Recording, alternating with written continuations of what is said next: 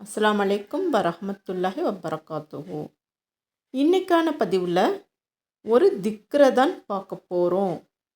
அந்த திக்ரை தினமும் வித்ரு தொழுகைக்கு அப்புறம் 3 தடவை ஓதிட்டு வரணும்.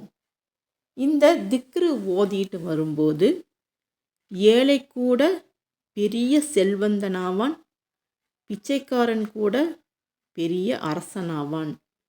இப்போ அந்த திக்ரு என்னன்னு பார்க்கலாம். சுபஹான மலிக்குல் குத்தூஸ். இதன் அர்த்தம் பரிசுத்தமான அரசன், அல்லாஹ் தூய்மையானவன். இது ஒரு சின்ன அமல்தான். இந்த அமலை அனைவரும் செஞ்சுட்டு வாங்க.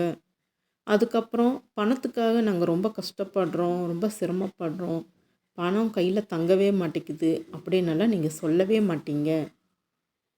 இது அல்லாஹ்வை புகழ்ந்து சொல்லக்கூடிய ஒரு திக்ரு.